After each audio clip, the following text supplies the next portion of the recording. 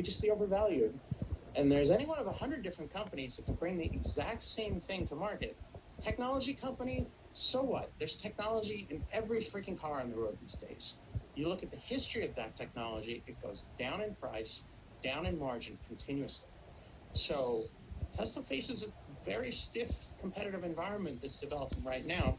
They are the category king, a fantastic company. They set the pace, but they're not going to operate in a vacuum forever. Greetings. This is Greg for Teslafaninsight. I wanted to take a moment today to discuss kind of a project we've been working on for a couple of weeks, but haven't had any success completing the project, so I still wanted to cover it nonetheless. And what that project is the fact that first we start off with a discussion of an analyst that we've used before, where he's discussing the fact that Tesla is a great company, it's leading the space, but eventually it's going to slow down as competitors start coming in and replicating what it's doing in both batteries and battery technology, etc. So that is, in general, a great idea. What we want to focus on is why it is that all the analysts are so down on Tesla despite it delivering great numbers. This is Greg for Teslafaninsight. Thanks once again for joining us. If this is your first time, welcome. If repeat visitor, welcome back. We also want to thank our Patreon supporters. Your support is greatly appreciated and is huge in terms of the viability of the channel. So, what I wanted to show you is a series of ratings by analysts. So we'll start with Tesla, and the number I want you to look at is, in essence, the bottom line of the graph that says how many analysts are encouraging people to sell or get rid of their Tesla shares.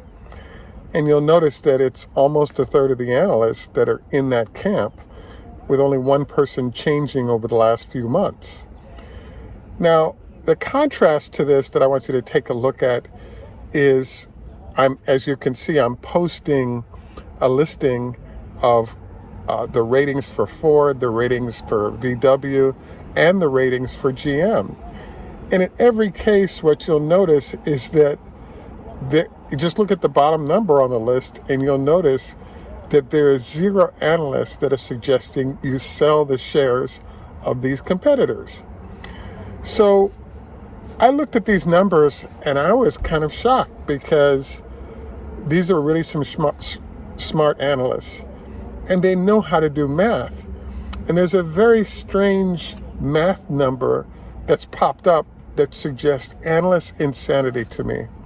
And that is that if you look at Tesla's growth rate, the way you determine a stock price is just measure the growth rate times the earnings of the company, and that tells you the stock price. As you can see, Tesla has a very high stock price, and the contrast of that would be to look at the growth rate of Ford, GM, and VW over the last year or two, particularly during COVID. And guess what? If you have a growth rate of 0 and you multiply it times the earnings of the company, there's a high likelihood that that multiplication means that they don't have a valid PE, like their PE is 0. Now, if that sucker is actually shrinking, in essence, it has a negative PE, which all of these companies do. So there seems to be a question that's lurking. How can Tesla have a positive PE that is supportable by the growth rate of the company, i.e. 100% per year for now, and we think that that number is going to be higher this year into next year for sure because of the new Tesla factories. So where the huge question mark is going on here is, wait a second, there's an argument being made that Tesla does not deserve its PE ratio, growth rate, and therefore its stock price, because eventually, we don't know when that is, competitors will catch up, and then Tesla will be in trouble, and its growth rate will slow, its profitability will slow, all these other things. The issue is that your job as an analyst is to calculate the growth rate and simply do the math. So what seems to be happening is all of these analysts are giving all of these other companies, and not Tesla, a benefit of a doubt, and the fact that it's a temporary situation, that they're not growing, and therefore they get a PE ratio, and they get a hold or accumulate as primarily what the analyst perceptions are. And I believe that this is kind of a shock. So the delay I've had with presenting this show is just the fact that it's like, wait a second, is there something that we're missing here? Because it's just simple math to figure out that the PE ratio of Tesla's competitors is 0. The PE ratio of Tesla is a valid 100 because every year they're doubling their profit and revenue, or profit is rising faster than double.